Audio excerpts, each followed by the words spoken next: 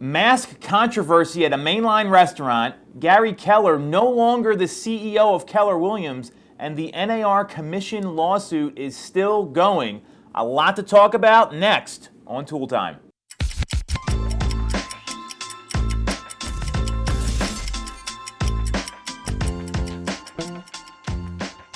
I'm Tom Toole. She's Sarah Tymon. We're back on Toole Time. Got a lot to talk about this week. A lot of stuff going on in the real estate world, as well as a really crazy local story that's all over national news. And I want to start there. So there was a customer that refused to tip a waitress at John Henry's in Ardmore. And I've been to this place like many times. Our kids love going there. And it's been all over the news. So kind of what happened was she reminded the patron that, hey, you have to wear a mask when you're walking through the bar, and which is normal. Have you been out anywhere yet, like inside dining? Yeah, I mean, you have to wear a mask when you're not physically sitting at your seat. Just anyone watching, if you want to do anything, you've got to wear a mask. Like, that's all there is to it. So the waitress there said, hey, you need to wear a mask. And then on the tip, and they have a picture of the receipt here, it says amount of the tip, and he writes mask, and that was it. So what do you think about all this? I mean, this is pretty crazy to me. It's so ridiculous.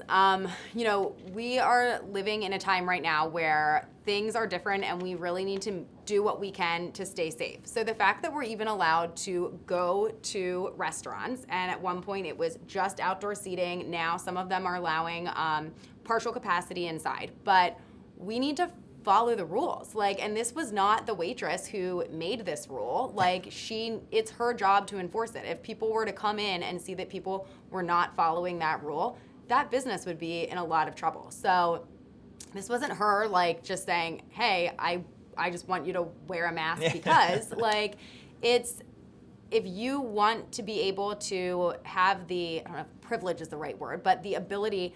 Right now, we are allowed to go out and go to restaurants if you're following these steps. So you are going to have it be taken away for everyone if you don't follow that. And just very rude to take it out on the server. Well, and you bring up a good point, because it's really hard being in the restaurant industry right now. These people have been told they're going to open, they're not going to open, on and off for 7-8 months, right? So I feel I know the waitress, so I know Jamie Ledwith. We've gone to this place many times, and John Henry's is a place where they put up with a lot of, my kids have been going rampaging, through there, running to the bathroom 10 times. So it's not like they're overly aggressive with the way they serve people. And I can say that from personal experience. And what stinks about this is now they're back working, and this guy thinks doesn't have to wear a mask, which this is the law. This is what has to happen. So it's, it just doesn't make any sense. I mean, it's, if you want to do stuff, wear a mask. It's not about personal beliefs at this point. This is the world we're living in, period. Yeah, it doesn't matter if this person believes that masks do anything or not. That's the rule, and you could ruin it for everyone by not just abiding by it. And you don't have to have it on when you're sitting at your table. You don't have to hold it up to shovel your food underneath it. But when you're walking through the public spaces, you have to have the mask on, and that is what it is. Yeah, no excuse for this. I feel bad, what's awesome about this story too is there's people that have come in and actually left money for the waitress afterwards. So I love the community support, and the waitress Jamie was pretty cool about it. She said, "Hey, maybe he was having a bad day." Yeah. I mean, I don't. We weren't there. Who the hell knows what happened? Sure. They handled it like a champ. I love what they did there, and it just, you got to be kind. I think that's what they said at the end of the article, which I really liked. So crazy story. There's probably going to be more of these things happening. Sure. It just is what it is at this point. So if you want to do stuff, wear a mask, I guess, is the lesson, right? Yeah. So interesting stuff. So we got some juicy real estate topics here. So we'll start with Gary Keller, right? So Gary Keller, CEO of Keller Williams, he is taking a step back, and they're kind of restructuring the company a bit, where he's now going to be overseeing all the Keller Williams brands, not just KW Realty. So what do you think about all this, Sarah? Yeah, I mean, I think it makes sense. I think that every so often any company kind of shakes things up a little bit. Something similar happened with Remax not that long ago. So I think it's bringing someone else into the position that he was in, but he's still going to be very present in the company. He's still going to be influencing decisions, and he's still going to be, running a lot of stuff. It's just going to be as a different name. Yeah, I've had the privilege to see Gary speak, and I mean, he's definitely a smart guy. He's taken Keller Williams a long way. I listen to his podcast, all that sort of stuff. So he knows what he's talking about. I mean, he's written a ton of bestsellers. Very cool. This is, sometimes you need some young energy for the day-to-day running of the company. And the president or CEO job, and they don't have a CEO at KW Realty anymore. It's just a president, Josh Team. That's a little bit different than overseeing the board, which is what he's doing. And sometimes you need to invigorate the company. Josh Team, who's the president, he was previously the CIO, so Chief Innovation Officer at KW Labs, and he's going to be the president, and it's going to be the senior most role in the franchise. And we've heard him speak. He actually had a really good article at the virtual mega camp they did, which is like their big convention, where he talked about people using Facebook and how brands are under attack, which is stuff we've talked about internally. Yeah. And it has nothing to do with what company we're at. These are minds in the industry. So to Sarah's point, this happened at RE/MAX. Dave Lininger is now the chairman of the board. Adam Contos is the CEO. And the way the industry's going right now, you need some young energy. You need some innovation. And Gary's not that old. He's 63. So my view of this is that they're also extending the arms of their business, right? Sure. They have Keller offers coming out. So many instant offer companies that are out there. Yeah, and there's a lot. So I think they need to have some direction there. They've got mortgage coming out. They've got title, obviously. So, this is what every company's doing, is how do they bring everything in-house to build up their bottom line. So I get the direction. It makes a lot of sense. And this is one of those headline grabbers where it's like, hey, Gary Keller's out, but really, I don't really see it that way. I think he's changing the structure of the company. Yeah, I think he's still going to be present. I think he's still going to be a big influence. But yeah, it's just a way to kind of shake things up, and we have to be creative these days. Well, and I think it's always exciting when you see young leaders emerge in a company. I mean, I always see that as a good thing, because at some point, he's not going to feel like running this giant company anymore. I mean, 63 is not, it's not old, but it's, you're not like 40 or 45 or 50. Right. So I think there's a little bit of a difference there. And Gary is, seeing him speak at the T3 Summit last year was pretty interesting, because he's clear there's going to be a lot more disruption, and that's why they have all these different arms of the company now. It's not like they're just focusing on the real estate sales, which I think is a smart move for Keller Williams. Yeah, I agree. All right, so we're very agreeable today, which is exciting. So this next one, this is an interesting story. So the NAR lawsuit about buyer commissions. A judge denied the motion by NAR to dismiss the lawsuit. What do you think about all this, Sarah? Yeah, this is something that's been going on for a little while. Mm-hmm. I think what the article had said is what sellers felt that they were, paying, the sellers pay the commission. That covers the buyer side of things, and the buyers felt like they did not have the ability to negotiate with their agent on what percentage that agent would be making. I think when you say it like that, it's like, well, that kind of makes sense. Mm-hmm. But commissions are not a standard thing. They change based on quite a few different factors. Mm-hmm. And so on the buy side, it's not like there's always a standard amount that you receive. And there are certainly workarounds. If you are negotiating with your buyer and they are looking for something different than what the MLS is providing for what that agent would receive, you can work different things out on the side in order to have both of you get what you're ultimately, where you need to be in order to get a deal to move forward, without going in and suing the MLS. Yeah.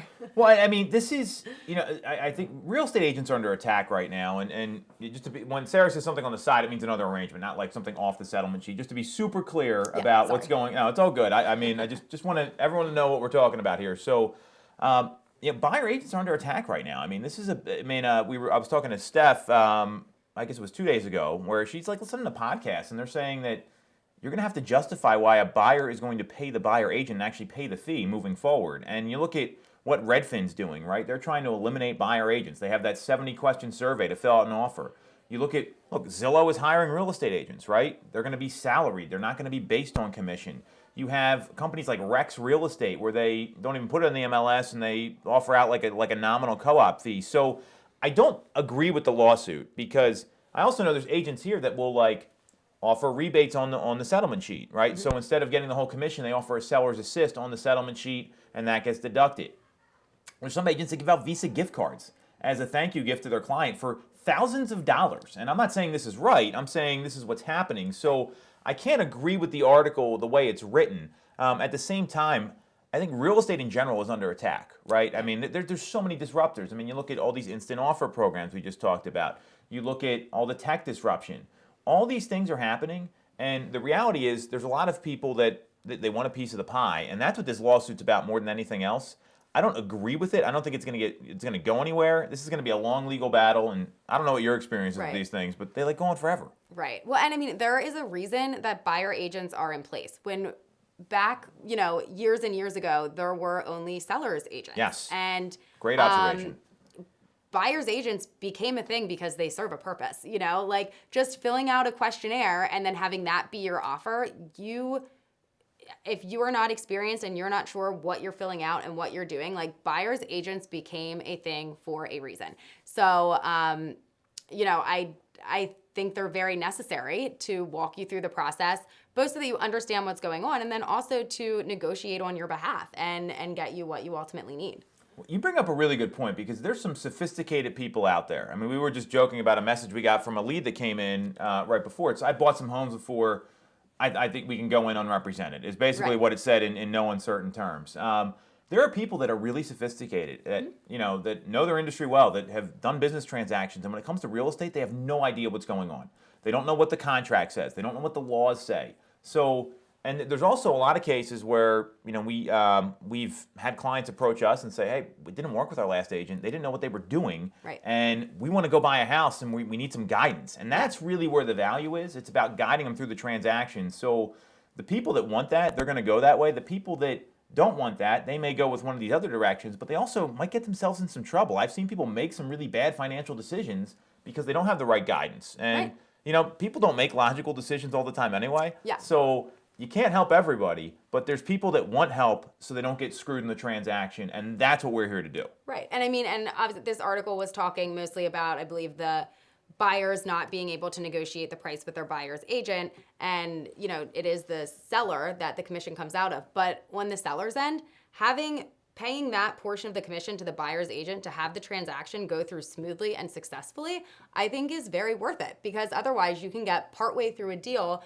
both people are emotionally invested, you think that this is moving forward, and then it turns out somebody really didn't understand some of the minute details of what was going on, and then the whole deal can blow up, and then you start over. So it's kind of in everybody's best interest to have everyone represented and everybody knowledgeable of what is happening. Good stuff. Love your observation on that, Sarah. Really, really cool. So, quote time. So, NBA Finals tonight. I know you're a huge NBA fan, right? So, LeBron James, you know who he is, right? I do. Okay, I figured that. So, this was a pretty interesting quote I saw from him. I like criticism. It makes you strong. So, what does that mean to you? Like, tell us a little bit more about that. Interesting. Yeah, I mean, I think that criticism, especially when given in a good way, from a good place, can really help you, because I think that a lot of times when you're out just doing your thing, it's very obvious when you see other people doing stuff that you could kind of critique or be like, hey, this might be helpful, or this might make things a little bit easier. This is what is maybe rubbing somebody the wrong way, or how something could be approached differently.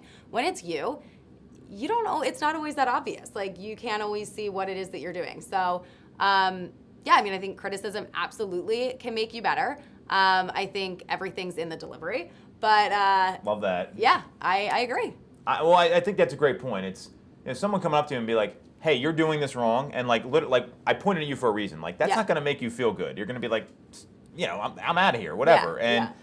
Delivery's really important. And if you're not listening to feedback, I think that's really a fixed mindset, right? Like, because I'm always trying to get better. I know that's and getting the criticism in the right delivery is a really good point. Like having feedback, or having like a proper venue to get feedback at a company, or you ask your like spouse or like husband or wife or boyfriend or whatever, like, hey, how am I doing here, or what's going on? Actively seeking it is probably as important as anything else. Right. But someone that comes up and be like, hey, you're wrong, or I don't like it, like gets in your face and they're wagging their finger at you, like, I'm out. Like, I'm not interested Nobody in wants that. a finger wagged in their face. Yeah, it's unless you're like Dikembe Mutombo blocking a shot, another basketball reference you probably have no idea about. So the point, I think you're absolutely spot on. And at the same time, like, getting criticized is important, because if you can take that and make something out of it, that's where you can really like improve and build strength. He's talking about the basketball sense, obviously, but also LeBron's a businessman. I mean, that's why he went to LA for a lot of reasons. So, hearing that, I mean, it's, I was listening to something about the finals, I guess it was a couple days ago, where one of the guys who's on the other team, I'm not going to bore you with his name, he got in his face and started giving him a hard time, and LeBron just walks away because he knows he's more useful to his team that way. And if you think he didn't come out the next game and play on fire because of that, that's where he's coming from. So I think it's a really spot on quote, and timely because it's Game 5 tonight. I know you'll be tuned in and watching, glued to the set, right? We'll see. Catch you guys next week. Thanks for watching.